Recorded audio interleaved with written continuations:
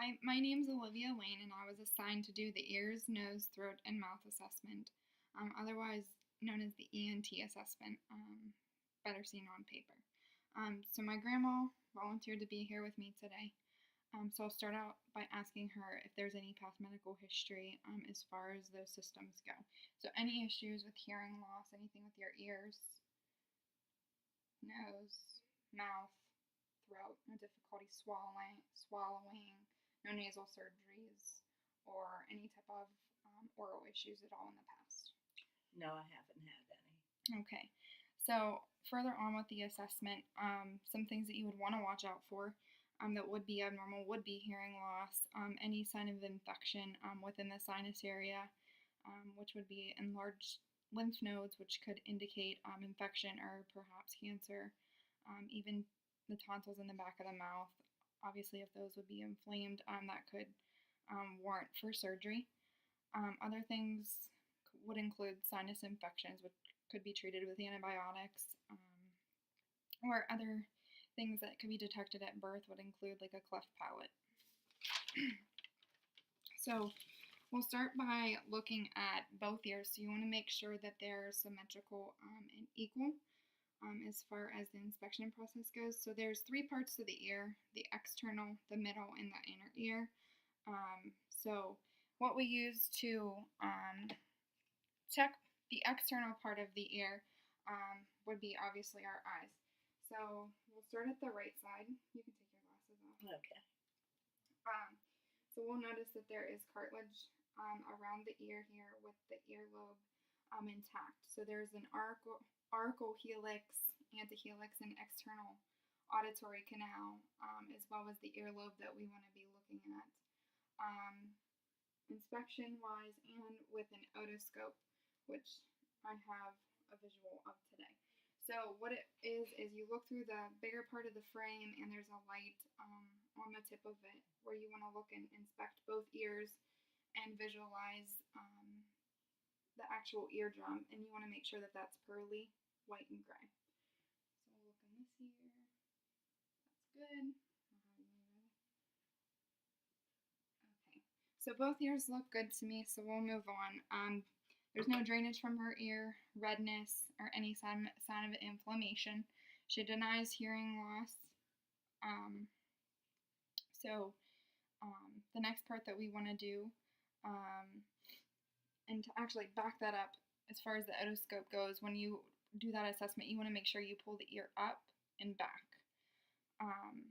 Unfortunately, the middle and ear cannot be seen with the otoscope as far as the assessment goes, so you have to perform a hearing test, which would better benefit your assessment. So the next thing I would have to have you participate in is a hearing test. So what I'm going to do is occlude your one ear, and this is called the whisper test. You need to repeat back to me what I say. So we'll start with your right ear. So I'll go ahead and occlude your left ear.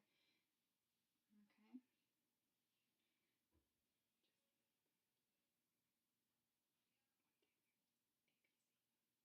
1, 2, 3, ABC. So that is correct. So I'll go ahead and test her other ear to make sure that she does have bilateral.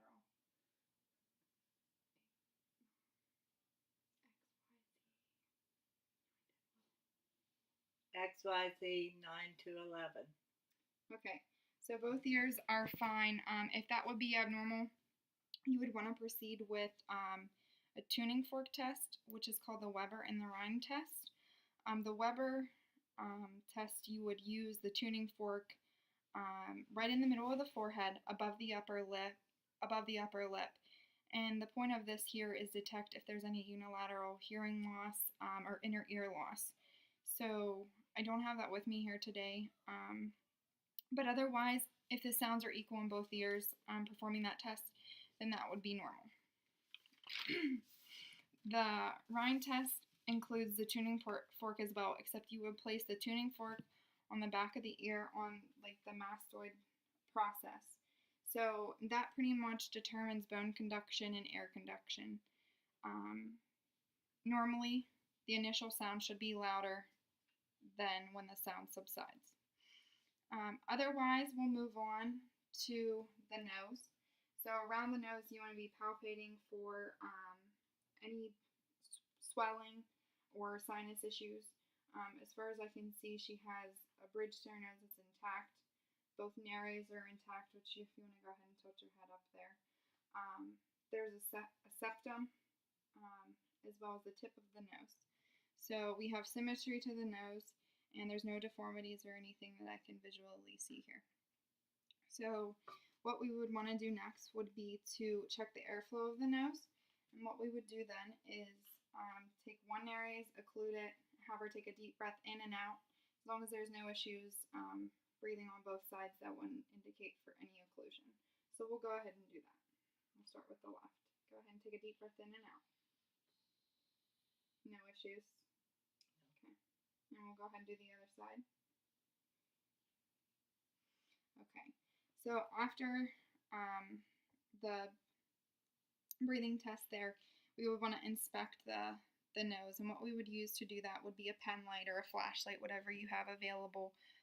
Some things we would be checking for would be the nasal mucosa to make sure that it's smooth, no signs of infection, redness, swelling, or anything to it, no drainage, and we want to also be checking the septum as well, just to make sure that it is midline. So we'll go ahead and do that. Okay, so her septum appears midline. There's no abnormalities that I could see or polyps that I can visually see. Sometimes those require surgical intervention by a physician to be seen further. Otherwise, on her face there, we're going down to the mouth. Her mucous membranes are pink, moist, and intact. There's no cracking or swelling of those. And including the throat there, have you had any issues swallowing lately? No, I haven't. And you're able to swallow thin liquids and tolerate solid foods? Yes, I can. Okay. Also, as far as your mouth goes, is there your teeth, are they intact? Do you have any pulled, any dentures, caps, bridges? I've had pulled in the past, and I do have an upper denture. Okay. Other than that, no problems. Okay. All right. You floss and brush your teeth at least twice a day? Yes, I do. So I'll go ahead and take a peek. Just to your teeth there. Okay, so there's no swelling. She seems to be taking good care of those. Otherwise, there's no redness or ulcers that I could see in her mouth. To even assess further, we can have her open up her mouth and go ahead and pull your tongue out and say "ah" for me. And we can also be looking at the back of the mouth as well as the tonsils to see if there's any inflammation there. Some white patchy spots may indicate tonsillitis as well as the swelling and redness to them.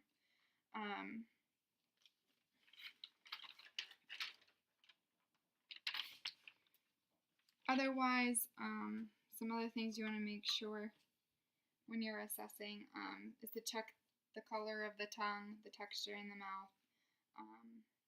So we'll go ahead and do that as well. Okay.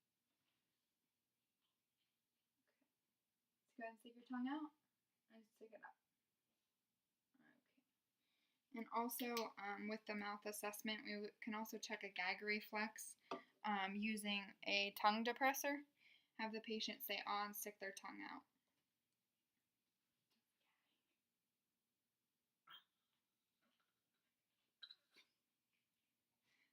So that would detect whether she's able to swallow thin or thick liquids. We're able to see the soft palate rise, and the uvula is midline whenever we do that. Otherwise, as far as the throat goes, we want to palpate the lymph nodes and make sure there's no swelling in those.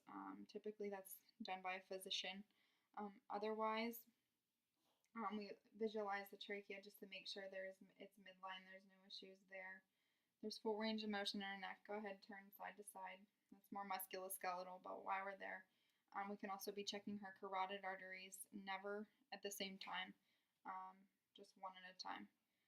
Otherwise, that kind of concludes our assessment today.